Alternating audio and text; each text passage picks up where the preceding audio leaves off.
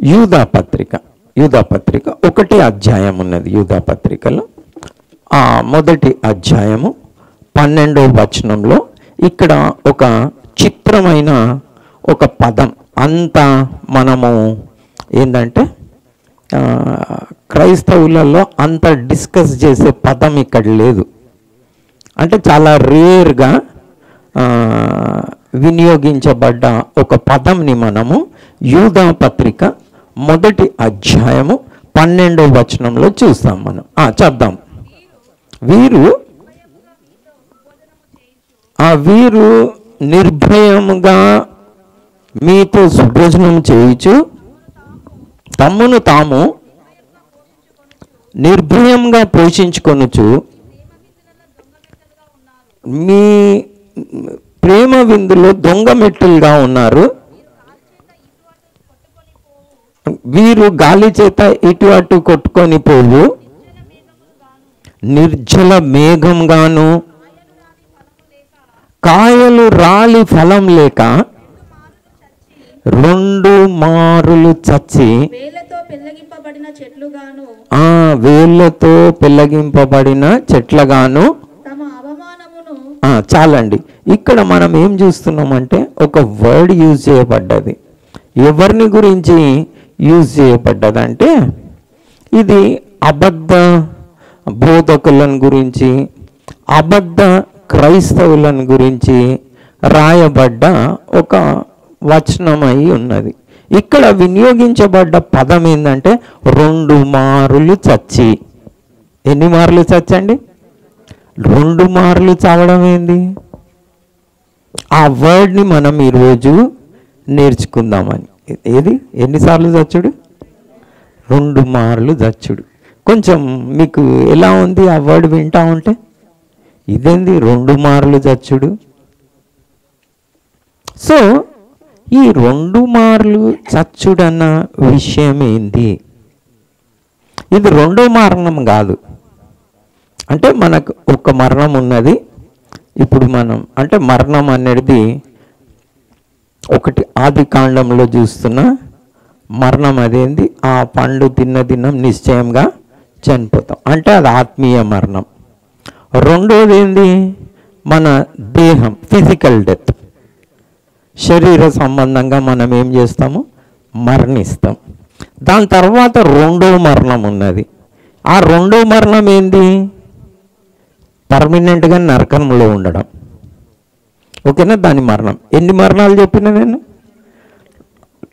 3 చెప్పిన ఇప్పుడు. ఓకేనా? ఇందులో మళ్ళీ 2 మార్లు చచ్చింది ఏంది అనేది మనం నేర్చుకోవాలి. ఒకటి ఆత్మీయ మరణం. ఆది కాండంలో ఏం చూస్తూ ఉన్నాం? ఆత్మీయ మరణం. దాని తర్వాత శరీర సంబంధమైన మరణము. దాని తర్వాత ప్రకటన గ్రంథంలో ఏమున్నది? 2వ మరణం అని ఉన్నది. ఏమున్నది? 2వ మరణం. అంటే ఇంకా నరకానికే పోతాం అన్నమాట. ఇంకా వేరేది ఏమీ లేదు. యుగ యుగాలు ఎల్లప్పుడూ నరకంలో మండుట దానిని ప్రకటన గ్రంథంలో ఏమన్నారు? 2వ మరణం. ఇప్పుడు ఎన్ని మరణాలు చెప్పినా? 3. ఏవి? ఆత్మ మరణం, చనిపోయిన తర్వాత మరి 2వ మరణం, దాన్ని 2వ మరణం. అది నరకంలో యుగ యుగములు కాలుతా అన్నమాట. దీని 3 మరణాలు. ఇది 2 మార్లు చచ్చి అన్నది ఉన్నది చూడండి. ఇక్కడ మనం ఏం చూస్తూ ఉన్నాము? 2 మారులు చచ్చి అని ఉన్నది. ఈ 2 మార్లు చచ్చుడు ఏంటి? ఇక్కడ 2వ మరణం కాదు, ఫస్ట్ మరణం ఇన్వాల్వ్డ్ ఉన్నది. అంటే ఆది కాండంలో ఉన్న మరణం ఉన్నది. ఇంకొక మరణం ఏంది? దేహ సంబంధించిన మరణం కాదు. ఇది ఆల్రెడీ ఏమంటున్నారు? వీళ్ళు బతికే ఉన్నారు. వీళ్ళని ఏమంటా ఉన్నారు? 2 మారులు చచ్చి అంటా ఉన్నారు. 2 మారులు చావుడు ఏంది అంటే చచ్చుడు ఏంది అన్నది మనం నేర్చుకోవాలి. ఈ పదం 2 మారులు చచ్చి అని. సో ఈ పదం ఎవరికి వినియోగించబడ్డది అని అంటే యేసుక్రీస్తు ప్రభుని అంగీకరించారు. అయితే ఇప్పుడు వీళ్ళకి ఆత్మీయ మరణంలో నుండి వాళ్ళని ఏం చేశాడు? జీవింపజేశాడు. యేసుక్రీస్తు ప్రభుని ఎవరైనా అంగీకరిస్తే వారికి మరి ఆత్మీయ మరణంలో నుండి విడుదల కలుగుతుంది, అంటే లేపుతాడు. అంటే యేసుక్రీస్తు ప్రభు జీవింపజేయు ఆత్మ. యేసుక్రీస్తు ప్రభు ఎవరు? రెండో ఆదాము, జీవింపజేయు ఆత్మ. ఇప్పుడు ఈ స్పిరిచువల్ డెత్ ఉన్నది చూడండి, ఆత్మీయ మరణంలో నుండి మనం విడుదల పొందుతాం. ఆత్మీయ మరణంలో నుండి మనం విడుదల పొందుట అని అంటే మనము మరి నీతి చేసే, పరిశుద్ధంగా జీవించే, పాపంని జయించే ఒక శక్తిని మనం యేసుక్రీస్తు ప్రభు నుండి పొందుతాం. అంటే ఆత్మీయ మరణంలో నుండి మనం ఏం చేస్తాము? యేసుక్రీస్తు ప్రభు మనల్ని విడిపిస్తాడు. అయితే 2 మార్లు చచ్చి అన్నారంటే ఇలా అనుభవపూర్వకంగా యేసుక్రీస్తు ప్రభుని అంగీకరించి చూసి మళ్ళీ వెనుకకు తిరిగిపోతారు చూడండి పాప బ్రతుకులో, దానిని మళ్ళీ చచ్చిపోవట అంటాడు. దాన్ని ఏమంటారు? మళ్ళీ నేను ఇంకొకసారి చెప్తా, మీకు అది అర్థమైందా లేదా ఫస్ట్ నాకు తెలియాలి, ఓకేనా? లేకపోతే ఫర్దర్గా పోలేం, ఓకేనా? ఆత్మీయ మరణంలో నుండి ఏం చేస్తాడు యేసుక్రీస్తు ప్రభు?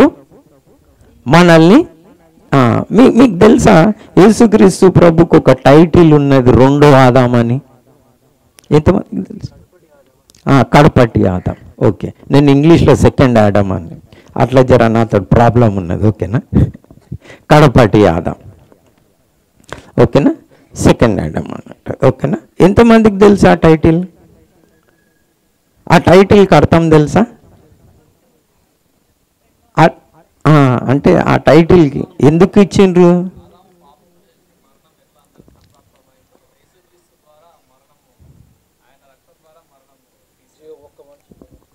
జీవం వచ్చింది, ఓకే. ఆయనకు ఒక టైటిల్ ఉన్నది, అదేంటంటే జీవింపజేయు ఆత్మ అని. మనం చూద్దామా? అంటే ఇది తెలియలేదు అనుకోండి, అందుకని మేము జర మీకు బోరు కొట్టినా, నిద్రపోయినా, పక్కకున్నలకు తగిలినా మళ్ళీ లేవండి, ఓకేనా? ఓకే, మనం 1 కొరింథీ పత్రిక 15వ అధ్యాయంలో ఈ ఒక టైటిల్ ఉంటుంది, ఇందు విషయమై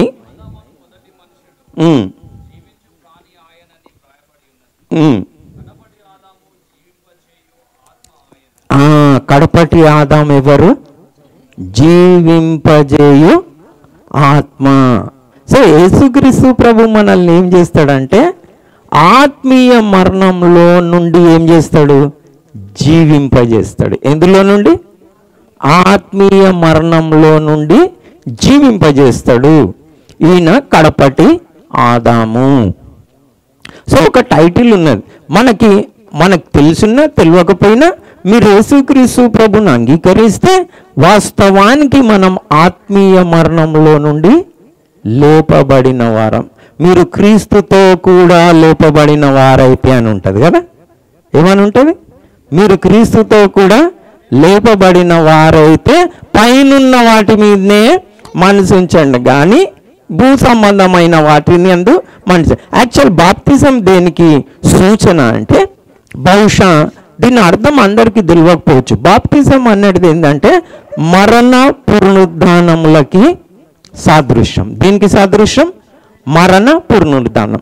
అంటే ఇది 6వ అధ్యాయంలో ఉన్నది, రోమియోలకు రాసిన పత్రిక 6వ అధ్యాయంలో ఏంటంటే బాప్తిజం దేనికి సాదృశ్యం అంటే మనం క్రీస్తుతో కూడా మరణించి తిరిగి లేస్తా ఉన్నాం అన్నది. అంటే మనం ఆత్మీయ మరణంలో నుండి ఏం చేస్తూ ఉన్నాము? విడుదల పొందుతాం. ఎందుకంటే యేసుక్రీస్తు ప్రభు ఎవరని చూసాము? జీవింపజేయు ఆత్మ. ఇప్పుడు ఫస్ట్ మరణంలో నుండి మనము విడుదల పొందాం. యేసుక్రీస్తు ప్రభుని అంగీకరిస్తే యేసుక్రీస్తు ప్రభు మనల్ని ఆత్మీయ మరణంలో నుండి ఏం చేస్తాడు? విడిపిస్తాడు, అంటే లేపుతాడు, మనల్ని జీవింపదు. సో మనము అదే జీవం అన్నాడు యేసుక్రీస్తు ప్రభు. సో మొదట మనల్ని ఆత్మీయ మరణంలో నుండి లేపిన తర్వాత అయినా మనం బుద్ధిపూర్వకంగా పాపం చేస్తే దాన్ని ఏమంటారంటే 2 మార్లు చచ్చి అంటారు, ఓకేనా? దాన్ని ఏమంటారు? 2 మార్లు చచ్చి. అంటే యాక్సెప్ట్ చేసినాము, యేసుక్రీస్తు ప్రభుతో ఉన్నాము, కానీ తిరిగి ఎడికిపోయినాం, మళ్ళీ పాపం చేస్తే అలాగనే జీవిస్తే దాన్ని ఏమంటారు? రెండో మరణం. అంటే 2 మార్లు చచ్చి, రెండో మరణం కాదు. రెండో మరణం అంటే ఇక నిత్యం నరకం. అంటే ఈ 2 మార్లు చచ్చినోడు కంపల్సరీ రెండో మరణంలోనికి పోతాడు, అంటే నరకానికి పోతాడు.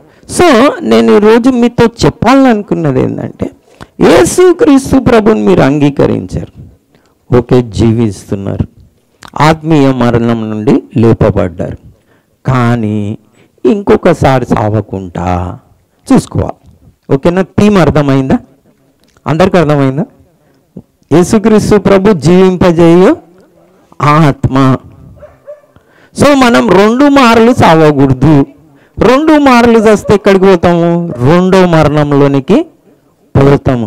కాబట్టి మనము 2 మార్లు చావకుండా చూసుకోవాలి. ఏది? యేసుక్రీస్తు ప్రభుని అంగీకరిస్తే జీవించినాం ఆత్మీయంగా. కానీ మళ్ళీ పాపం చేస్తే ఏమవుతుంది? మళ్ళీ చచ్చిపోతాం. మీరు అనుకోవచ్చు మరి అలా జరగదని. నేను ఇప్పుడు కొన్ని విషయాలని చెప్తా.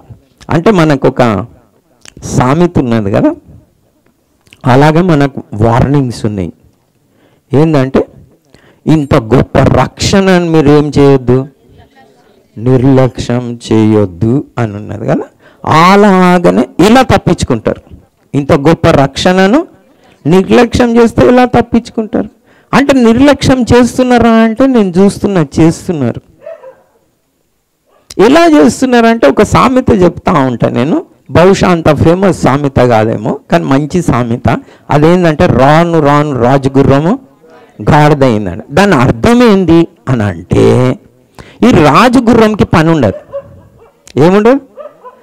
ఎందుకంటే రాజు మంచి జర హాయిగా ఉండే వ్యక్తి ఉంటాడు కాబట్టి దానికి పని లేకుంటే ఏమైందంటే, అది పరిగెత్తే ఉంటుంది కదా, దాని కాలు చేతులు అన్నీ టైట్ అయిపోయినాయి. ఖాళీ తినుడు పండుడు, నో వర్క్. అది కూడా ఫుల్ పెడతారు. రాజగుర్రం కదా, మంచిగా కడుపు నిండి తినాలి, పండుకోవాలి, ఏం పరిగెత్తద్దు, ఏం చేయొద్దు. అది అయితే రాను ఏమవుతుంది? సోమరిది అయిపోయి దానికి ఏదైతే పని చేయాలనో ఆ పని చేయదు. దాన్ని ఏమంటారు? రాను అంటే ఇంకా నాకు పని చేయకపోతే గాడిదతో సమానం కదా. ఓకే, అలాగనే మనం కూడా ఏం చేస్తాము అని అంటే, ఇంత గొప్ప రక్షణని దాన్ని ప్రాక్టీస్ చేయం, నిర్లక్ష్యం చేసేస్తాం. మా అమ్మ కొన్ని ఐడియాస్ ఇస్తుంటుంది. ఆ ఐడియాస్ ఫెయిల్ అవుతాయని నాకు తెలుసు, కానీ ఆ ఐడియాస్ ఫెయిల్ అవుతాయని చెప్తే తిట్లు. అయితే నాకు చెప్పింది మా అమ్మ. ఏం ఐడియా వేసింది అంటే, మా అమ్మది ఒక పాత పట్టు చీర ఉన్నది. ఓకేనా? పాత పట్టు చీర ఉన్నది. నాకు 2 ఆడపిల్లలు కదా, అరే నువ్వు ఈ పట్టు చీర తీసుకొని మీ పిల్లలకి లంగాలు కుట్టి అన్నది. నేనన్నా వద్దమ్మా అన్న, ఎందుకంటే నాకు తెలుసు దాని స్టోరీ ఏమవుతుంది. కానీ మా అమ్మ ఏం చేసింది, మా చర్చిలకి వచ్చే ఒక అమ్మాయిని పట్టుకొని, మా కొడుకుకు తెలియలేదు, నువ్వు లంగాలు కుట్టు అని టైలర్ ఎవరు ఉన్నారో పట్టుకొని కుట్టిపించింది. ఓకేనా? వీళ్ళు కూడా ఏం చేసిండ్రు, అన్నకేం తెలుసులే అని వీళ్ళు కూడా కుట్టి తీసుకొని వచ్చారు. మా పిల్లలకి వేసుకున్నారు, చర్చికి వచ్చిండ్రు, కూర్చున్నారు, లేచిండ్రు, పర్రని చినిగిపోయింది. ఇది నిజమే జరిగిన సంఘటన. ఎందుకు చినిగిపోయింది అని అంటే, దానికి స్టోరీ ఏంటంటే, ఆ పట్టు చీరని ఇట్లా పెడతారు, దాన్ని వాడరు, ఖాళీ చూస్తారు. పెళ్లి చీర వచ్చిన వాళ్ళకి అందరికీ చూపెడతారు, ఇది నా పెళ్లి చీర అని అంటారు. దాన్ని వాడలే. వాడకుంటే ఏమవుతుంది? కొంచెం గట్టిగా చెప్పండి. మీరు కూడా రక్షణని నిర్లక్ష్యం చేస్తే ఏమవుతుంది? ఒక దగ్గర నేను నా బండి రిపేర్ అయితే పోతే ఆ గ్యారేజ్లో ఏమైందంటే, కొత్త బండి ఉన్నది, సీల్ బండి, అంత కొత్తగా ఉన్నాయి పార్ట్స్, కప్పి పెట్టిండ్రు దాన్ని. అది రిపేర్కి వచ్చింది. రిపేర్ వస్తే దాని ఇంజన్ అని తిప్పుతున్నాడు. దాన్ని ఇంజన్ ఇప్పితే, అరే ఇంత కొత్త బండి నువ్వు ఇంజన్ ఎందుకు ఇప్పుతున్నావు, మ్యానుఫ్యాక్చరింగ్ ఫాల్ట్ అంటే కాదు అన్నాడు. మళ్ళీ ఎందుకు చెప్తున్నావు దాన్ని, అంత కొత్తగా ఉన్నది బండి దాన్ని? నేను మెకానిక్ని అడుగుతున్నా. అరే కాదండి, ఈ బండి కొనుక్కోగానే ఆయనకి దుబాయ్లో కొల్లు వచ్చిందంట. బండి ఓనర్కి బండి కొనుక్కోగానే దాన్ని మంచిగా సీల్ చేసేసి 2 ఏళ్ళ తర్వాత వచ్చిండు. వచ్చి దాన్ని కిక్ కొడితే కిక్ అది స్టార్ట్ అవుతలేదు, జంగు పట్టింది అంతా. కొత్తగా అట్లనే ఉంది, అంత సీల్ పెట్టిండు. సో అది దాన్ని రిపేర్ చేయడానికి ఏమైంది, లోపల ఇంజన్ అంతా జంగు పట్టిపోయింది. దాన్ని ఇంజన్ అంతా ఇప్పాలి. అంటే ఇది విషయం ఎందుకు చెప్తున్నా, రక్షణ మనం పొందుకున్నా అని, రక్షణ నేను రక్షింపబడ్డా అని దాన్ని వాడకుండా పక్కకు పెడితే ఏమవుతుంది? జర గట్టి చెప్పండి, ఏమవుతుంది? చాలామందికి అట్లా రక్షణ అంటే భయం లేదు. మనం ఇంకొక వచనం కూడా చదువుదాం. మనము ఫిలిప్పీలకు రాసిన పత్రిక 2వ అధ్యాయము మరి 12వ వచనంలో ఏమున్నది మనం చదువుదాం. చదువు పాప. కాగా నా ప్రియులారా విధేయులై ఉన్న ప్రకారము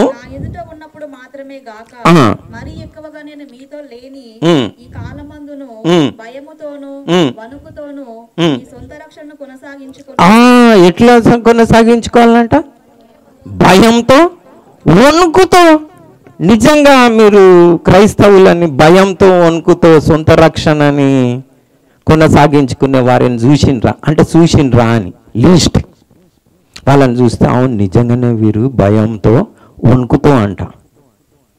నిర్లక్ష్యం చేస్తున్న వారిని చూసినా కానీ అసలు రక్షణ దేవుడు ఇచ్చాడు, మనల్ని ఆత్మీయంగా జీవింపజేశాడు, ఇంత గొప్ప భాగ్యం అని భయంతో, వణుకుతో బంగారంని, వెండిని, పట్టు చీరలను కాపాడుకునేది చూసిన. ఎక్కడైనా పట్టు చీర కట్టుకొని పోయినారు అనుకో, ఏ మార్క్ అంటుతుందో, ఏమంటుతుందో, ఎవడు దొంగతనం.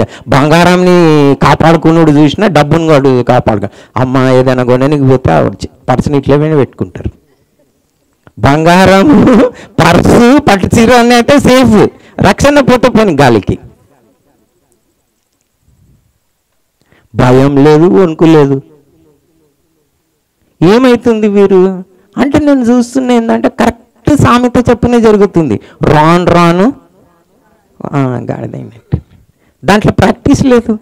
ఎట్లా నగలు కొనుక్కోవాలనో ఐడియాస్ ఉన్నాయి, ఎట్లా పట్టు చీరలు కొనుక్కోవాలనో ఐడియాస్ ఉన్నాయి, ధనం ఎట్లా సంపాదించుకోవాలనో ఐడియాస్ ఉన్నాయి. రక్షణకి ఏం లేదు, నిర్లక్ష్యం. రక్షణనేమో నిర్లక్ష్యం, వేరే అన్నీ కావాలి.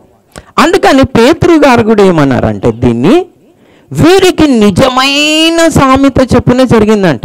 ఏంది? కడగబడ్డ పంది మళ్ళీ పోయి బురదలో పొరిలినట్టు నిజమైన సామెత చెప్పున వీరికి సంభవించి మనం ఇప్పుడు చూద్దాం. ఇలాగనే యూదాలు ఎట్లనైనా 2 సార్లు చచ్చి అని అబద్ధ ప్రవక్తలను గురించి, అబద్ధ క్రైస్తవులను గురించి చెప్పాడు. 2 పేతురు పత్రిక 2వ అధ్యాయము 22వ వచనం చూద్దాం. కుక్క తన వాంతికి తిరిగి వీరు అనుభవపూర్వకంగా తెలుసుకున్నారు అనేది ఉన్నది. ఎక్కడి నుంచి ఉన్నదో తెలుసా? వారి ఎన్నో వచనం బేట? 21 చదవండి. వారు నీతి మార్గమును అనుభవపూర్వకంగా తెలుసుకొని తమకు అప్పగింపబడిన పరిశుద్ధ ఆజ్ఞ నుండి తొలగిపోవుట కంటే మేలు తెలుసుకోకుంటే ఉంటే వారికి మేలు ఉంటుండే. కుక్క తన వాంతికి తిరిగినట్టు, కడగబడ్డ పంది బురదలో దొర్లినట్టు మళ్ళీనట్టును అను నిజమైన సామెత చెప్పున వారికి ఏమైంది? కుక్క తిన్నదేం చేస్తుందంట? తిరిగి కక్కింది తిరిగి తింటది. అలాంటి వారుగా ఉండి మనం పాపం జోలికి పోవద్దు. పాపంలో నుండి విడిపించబడ్డామన్నా మనకి ఏ యాటిట్యూడ్ ఉండాలి? పాపం జోలికి మనం పోవద్దు. కానీ వీరు బాప్తిజం ఎట్లున్నదంటే కొందరు జీవితాలు చూస్తున్నా, బాప్తిజం తీసుకున్నప్పుడు నెలకు 10 అబద్ధాలు ఆడితే బాప్తిజం తీసుకున్న 5 సంవత్సరాల తర్వాత నెలకి 20 అబద్ధాలు ఆడుతున్నారు. అంటే ఏమైంది? ఇది పెరిగింది. చాలామంది పాపాలు పెరుగుతున్నాయి. గర్వాలు, ద్వేషము, కోపాలు, ధనాపేక్షలు. బాప్తిజం తీసుకున్నప్పుడు బాగానే ఉన్నారు, అలాగనే చూస్తున్నా. కొత్త సంవత్సరం వస్తే కూడా నిర్ణయాలు తీసుకుంటారు, ఈ సంవత్సరం బాగుంటా అని. 1 నెలనో 2 నెలల్లో బాగుంటారు, కానీ తిరిగి స్టార్ట్. ఎవరైతే ఇలా తిరిగి పోతారో చూడండి, ఇది డేంజరస్. దీన్ని రివర్స్ మెటమార్ఫసిస్ అంటారు. అంటే పాత స్థితి కంటే భయంకరమైన స్థితిలోకి పోవడం అన్నమాట. సో మీరు అలా 2 మార్లు చదవకూడదని నేను ప్రోత్సహిస్తున్నా. వీరేం చేసిండు? 2 మార్లు చచ్చిండ్రు. మనకు ఆ డేంజర్ ఉన్నదా? ఎస్, 100% ఉన్నది. 2 మార్లు చచ్చే. ఒకవేళ కనుక అలా చస్తే 2వ మరణం ఖాయం. ఇదేంది? నిత్య నరకం. కాబట్టి మనల్ని యేసుక్రీస్తు ప్రభు జీవింపజేశాడు కాబట్టి, మనం ఆత్మీయంగా జీవించాం కాబట్టి, ఇంకా యేసుక్రీస్తు ప్రభు స్వరూపంలోనికి మనము మార్చబడాలి. కానీ మరి తిరిగి పాపంలోనికి పోకూడదు. నేను ఈ చెప్పే మాటలు నిజమేనా అంటే ఎస్, నిజమే. ఇక్కడ యేసుక్రీస్తు ప్రభువే సాక్ష్యం చెప్తా ఉన్నాడు. ఇప్పుడు మనం చేద్దాం అందరం, ఓకేనా? ప్రకటన గ్రంథము 3వ అధ్యాయము 1వ వచనం నుండి చేద్దాం. ఇక్కడ ఒక సంఘం ఉన్నది. వీరికి ఏమని సాక్ష్యం ఇస్తా ఉన్నాడంటే 2వ వచనంలో నుండి చూస్తే 3వ అధ్యాయం, ప్రకటన గ్రంథం 3వ అధ్యాయం 2వ వచనం నుండి, నీ క్రియలు నా దేవుని ఎదుట సంపూర్ణమైనవి కావు, సంపూర్ణమైనవిగా నాకు కనబడలేదు గనుక జాగరూకుడవై చావనయున్న మిగిలిన వాటిని. మొదటి నుండి చదువుతామా? మొదటి నుండి. సార్డిస్ లో ఉన్న సంఘపు దూతకు ఇలాగు రాయము 7 నక్షత్రములను దేవుని 7 ఆత్మలను గలవాడు చెప్పు సంగతులు ఏమనగా, నీ క్రియలను నేను ఎరుగుదును. ఏమనగా జీవించుచున్నావన్న పేరు మాత్రం ఉన్నది కానీ నీవు మృతుడవే. వీళ్ళ కండిషన్ ఏంది? జీవించుచున్నారన్న పేరు మాత్రం ఉన్నది కానీ నువ్వేంటంట. ఎందుకు చర్చకు వస్తున్నారు, ప్రార్థనలు చేస్తున్నారు, కానుకలు ఇస్తున్నారు, ఏమైనా అనారోగ్యం అయితే ఉపవాసం ఉంటారు, ఇల్లు కట్టలేదు, పైసలు లేవంటే కూడా ఉపవాసం ఉంటారు, ఉపవాస ప్రార్థనలు చేస్తారు. కానీ ఆత్మీయ జీవితం కొరకలేదు. పిల్లలు పెళ్ళి అయితే లేదంటే, పాస్ అయితే లేరంటే, ఉద్యోగాలు దొరుకుతలేరంటే ప్రార్థనలు చేయించుకుంటారు, కానీ వారి రక్షణ గురించి ప్రార్థన చేపియారు. అంటే వీళ్ళందరూ జీవించుతున్నారన్న సాక్ష్యం ఉందా అంటే చర్చికి పోతున్నారు, మంచిగా బైబిల్ చదువుతున్నారు. చాలామంది క్రైస్తవుల జీవితం ఎట్లుందంటే అలాగున్నది. జీవించుచున్నారన్న పేరు మాత్రం ఉన్నది కానీ వాస్తవానికి ఏంది? నువ్వు మృతుడవే. ఎవరు చెప్తున్నారు ఇది? ఎవరికి చెప్తున్నాడు? సంఘానికి చెప్తున్నాడు. ఇంకేమంటున్నాడు? ఏదైతే చావనై ఉన్నదో అది నువ్వు జాగ్రత్త పడు అంటే జాగరూకుడు.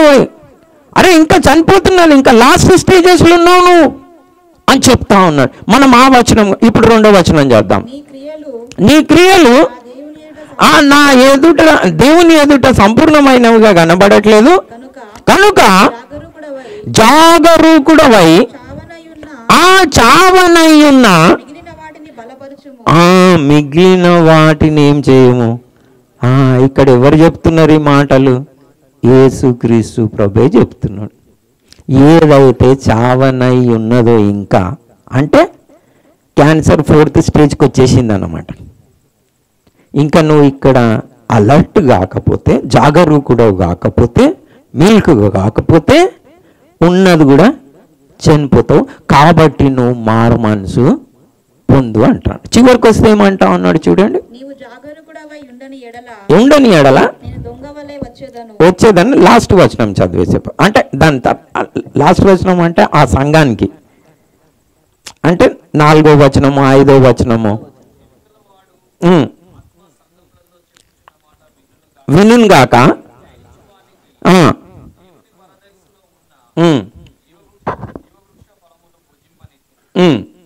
అచ్చా, నువ్వు మారు మనసు పొందని లేదా? ఎలాగ వింటివో జ్ఞాపకం చేసుకొని గైకొనుచు మారు మనసు పొందుము. సంఘానికి ఏం చెప్తా ఉన్నాడు? నువ్వు ఇట్లా మారు మనసు పొందాలనైనా జాగ్రత్తగా ఉండు. ఎందుకంటే ఆల్రెడీ నువ్వు మృతుడవే, ఇంకా ఏదైతే చనిపోవడానికి సిద్ధంగా ఉన్నావో అందులో నుండి నువ్వు మారు మనసు పొందు, జాగ్రత్తగా ఉండు. ఈ మాటలన్నీ ఎవరు చెప్తా ఉన్నారు? యేసుక్రీస్తు ప్రభు చెప్తా ఉన్నాడు. కాబట్టి ఈరోజు నేను మీతోటి ఏం చెప్పాలనుకున్నానంటే, ఒక్క మరణంలో మళ్ళీ జీవించి తిరిగి మరణంలోనికి పోతుండ్రా? జీవించుచున్నానన్న పేరు మాత్రం ఉన్నదా? నిజంగా మృతులమా? మన జీవితంలో అలా మనం పాపంని జయిస్తున్నామా అన్నది మనం టెస్ట్ చేసుకోవాలి. ఎందుకంటే ఈ టెస్టింగ్ సాధారణంగా క్రైస్తవులు చేసుకుంటలేరు. ఇంత గొప్ప రక్షణను నిర్లక్ష్యం చేస్తుండ్రు.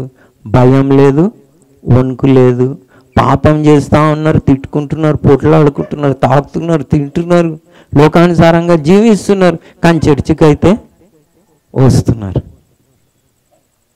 సో ఏమైపోతుంది? 2 మార్లు చస్తారు. వీళ్ళని ఏమంటారు యూజ్ అవుతా? 2 మార్లు చచ్చి. 2 మార్లు చచ్చినోడు పరలోకం పోతాడా? 2వ మరణంలోనికి పోతారు. కాబట్టి మనం చాలా అలాగనే పేతురు గారు అంటారు, మొదటి పేతురు పత్రిక, మీరు రక్షణ విషయంలో ఎదగండి అంటాడు. రక్షణ విషయంలో ఏం చేయాలి? వాక్యం అనే పాలను అపేక్షించండి, రక్షణ విషయంలో ఎదగండి. కాబట్టి మనం ఎంత కేర్ఫుల్గా ఉండాలి? రక్షణను నిర్లక్ష్యం చేయొద్దు, భయంతో వణుకుతో కొనసాగించాలి. రక్షణ విషయంలో ఏం చేయాలి? ఎదగాలి. అలా చెయ్యకుండా నేను చర్చికి వస్తున్నా పోతున్నా మన ఆత్మీయ జీవితం మనం పరీక్షించకపోతే ఏం చేస్తారు? వాళ్ళని ఏమంటారు? 2 మార్లు చచ్చి. నిజంగా అనుకుంటున్నాను. కాబట్టి అందరు కన్యకలే. 5 మంది బుద్ధి గలవారు, 5 బుద్ధి లేనివారు. అందరు ప్రభు రాకడ కొరకు ఎదురు చూస్తున్నారు. కానీ ఒకరు సిద్ధపడ్డారు, అంటే ఆత్మఫలం ఫలించి ప్రేమ, సంతోషం, సమాధానం, యేసు అంటే దీర్ఘశాంతం అదంతా ఫలించి రెడీ ఉన్నారు. ఇంకొకరు ఏంది? ఎదురు చూస్తున్నారు కానీ ఫలం లేదు. వీళ్ళు ఏం చేస్తున్నారు? అలా నిర్లక్ష్యం చేసి చేసి చేసి నిద్రపోతున్నారు. ఏం చేస్తున్నారు? ఫలము ఉన్నదని కూడా తెలుస్తలేదు, నిద్రపోతున్నారు. ప్రభు వచ్చిండు, తీసుకొని వెళ్ళిపోయిండ్రు. వెళ్ళిపోయిన తర్వాత వీళ్ళు మేల్కొండి ఏం చేస్తున్నారు? అరే పోయి తట్టుతున్నారు, ప్రభువా తలుపు తెరవని. ఆల్రెడీ వచ్చిన తీసుకున్న మేల్కున్న వాళ్ళని, సిద్ధపడ్డ వారిని తీసుకొని వెళ్ళిపోయి. నిజంగా ప్రభు వస్తే మనం ఎత్తబడతామా చెప్పండి? మీలో ఎంతమంది అనుకుంటారు బాప్తిసం తీసుకున్న వాళ్ళు నేను ఎత్తబడతా అని? ఎత్తబడతా అంటే ఫలం కావాలి. మళ్ళీ నేను చర్చికి పోయినావా అంటే అందరు చేయెత్తుతారు, కానుకలు ఇచ్చిండ్రా అంటే అందరు చేయెత్తుతారు. కానీ సిద్ధపడ్డారా? ఆత్మఫలం ఫలించి రెడీగా ఉన్నారా అంటే ఎంతమంది? మీకు డాక్టర్ని తెలుసా? ఎత్తబడే సంఘంలో ఉన్నాం. ఉన్నారు. అయిపోయింది. డాక్టర్ని కరెక్ట్గా ఉండొచ్చు, మీకు సత్యమే బోధింపబడుతుండొచ్చు, కానీ మీరు సిద్ధంగా ఉన్నారా? మీరు ఫలించి రెడీగా ఉన్నారా? ఒకవేళ అలా రెడీగా లేకపోతే మరి ఎత్తబడారు. అవునా కదా? సత్యమే ఉండవచ్చు, తెలిసే ఉండవచ్చు అన్నీ. సో చాలా జాగ్రత్తగా ఈరోజు మనం నేర్చుకున్నది ఏంటంటే 2 మార్లు సావకూడదు. కుక్క తన వాంతికి తిరిగినట్టు మనం తిరిగి పాపం జీవితంలోకి పోకూడదు. ప్రభు ఏమంటా ఉన్నాడు? జీవించు అన్న పేరు మాత్రం ఉన్నది కానీ నువ్వు మృతుడవే. ఏదైతే చావనై ఉన్నదో దానికి నువ్వు జాగరూకుడవై ఏం చేయి, మారు మనసు పొందు. అప్పుడు జీవవృక్ష ఫలము నీకు భుజించ నిత్తును. కానీ మనం ఏం నేర్చుకున్నాం? 2 మార్లు చచ్చుట అన్న పదంని మీరు నేర్చుకోండి. ఆల్రెడీ ప్రభు మనల్ని ఆత్మీయంగా జీవింపజేసిండు. క్రీస్తుతో కూడా మీరు లేపబడిన వారైతే, అట్లనే ఉందా చూడండి. కొలస్సీలకు రాసిన పత్రిక 3వ అధ్యాయము 1వ వచనంలో ఏమున్నదంటే, మీరు క్రీస్తుతో కూడా లేపబడిన వారైతే, అంటే ఆత్మీయంగా దేవుడు మనల్ని లేపేసి మనల్ని క్రీస్తుతో పాటు కూడా లేపేశాడు, పరలోక స్థలములలో కూర్చుండబెట్టాడు. కానీ మనం దాన్ని ఉంటే ఏం చేయాలంటే, పైనున్న వాటి మీదనే కానీ భూ సంబంధమైన వాటి మీద. చూడండి ఒకసారి చదవండి. మీరు అంటే మనం అదేదైతే బాప్తిసం తీసుకున్నామో, ఆత్మీయంగా లేచామో క్రీస్తుతో కూడా, మీరు క్రీస్తుతో కూడా లేపబడిన వారైతే ఆ పైనున్న వాటినే వెతుకుడు. అక్కడ క్రీస్తు దేవుని కుడిపార్శ్వంలో కూర్చున్నాడు. కానీ చూడండి, లేకపోతే ఉన్నదేమవుతుంది? చచ్చిపోతుంది. అంటే ఇది ఎట్లయితుంది అంటే, దేవుడు ఎంతో ప్రేమించి లోతు మరి సొదొమ గొమొర్రాను చూస్ చేసుకొని అక్కడికి పోయి ఉన్నా కానీ మరి దూతలను పంపించి ఈడ్చుకొని వస్తూ ఉన్నాడు. ఈడ్చుకొని వస్తుంటే కూడా మనసు దేని మీద ఉన్నది? భూ సంబంధం మీద. అట్లనే క్రైస్తవులను కూడా ప్రభు వచ్చినప్పుడు రండి లేదు ప్రభు అన్న ఆస్తున్న చాలా కష్టపడి పాలించింది, నేను కొన్ని దినాలు ఎంజాయ్ చేయని అంటారేమో. సో జాగ్రత్తగా ఏదైతే చావనయ్యున్నదో జాగరూకుడవై మళ్ళా చావనీయకుండా జాగ్రత్తగా ఉండు. సో మనం అందరం కూడా ఈ విషయంలో మారుమనసు పొందాలి, ఆ జీలు ఉండాలి. ఉండి ప్రభా మేము 2వ మారు చావకుండా, అంటే 2 మార్లు చావకుండా మీరు మాకు సహాయం దయచేయండి అని ప్రార్థన చేసుకుందాం. వచ్చే వారం నేను మళ్ళీ కంటిన్యూ, మనం అందరం లేచి నిలబడి ప్రార్థన చేసుకుందాం. దేవుణ్ణి అడుగుదాం, ప్రభా మరి మీరు సార్దిస్లో ఉన్న సంఘంకి సాక్ష్యం పలిగినట్టుగా ప్రభా మీరు జీవించుచున్నారన్న పేరు మాత్రం ఉన్నది, కానీ నువ్వు మృతుడవే అని మరి మేము అలాంటి స్టేట్లో ఉండక ప్రభా మరి మా గతించిన ఆత్మీయ జీవితం గడిపిన సంవత్సరాలను చూస్తే ఎంతనైతే ప్రోగ్రెస్ ఉండాలనో, అభివృద్ధి ఉండాలనో అంత ఉన్నదా అని పరీక్షించుకుందాం. ఒకవేళ అంత అభివృద్ధి అంటే, ఒక అబ్బాయిని మనం స్కూల్కి పంపిస్తే అతను kindergarten, 1st class, 2nd class, 3rd class, 7th class, 10th class, అతను 15 సంవత్సరాలకి ఎక్కడికి రావాలి? 10th క్లాస్కి రా. అట్లనే మనం క్రైస్తవులం అయ్యి ఉండి మళ్ళీ అట్లా కిండర్గార్టెన్ నుంచి 1st క్లాస్కి వచ్చి 10th క్లాస్కి వచ్చామా 15 ఇయర్స్కి? అంత ఆత్మీయ అభివృద్ధి ఉన్నదా?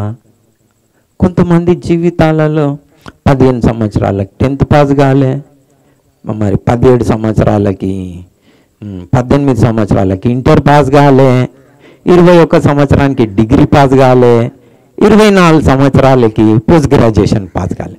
కానీ 25 సంవత్సరాల నుంచి క్రైస్తవులా? ఎస్, క్రైస్తవులు. కానీ వారిది రివర్స్ అవుతున్నది. చెప్పిన కదా, బాప్తిజం తీసుకున్నప్పుడు 5 అబద్ధాలు ఆడుతున్న నెలకి బాప్తిజం తీసుకున్న 20 సంవత్సరాలకు 10 అబద్ధాలు ఆడుతున్నారు. అది మంచి గ్రోతా? కాదు.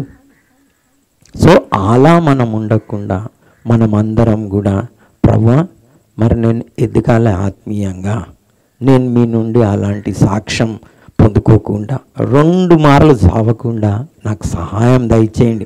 ఇప్పటికీ ఛాన్స్ ఉన్నది అంటున్నాడు. మీరు మారు మనసు పొందండి. ఏదైతే చావనయ్యి ఉన్నదో మరి దాని కొరకు జాగ్రత్త పడండి. మారు మనసు. మనం ప్రార్థన చేసుకుందామండి.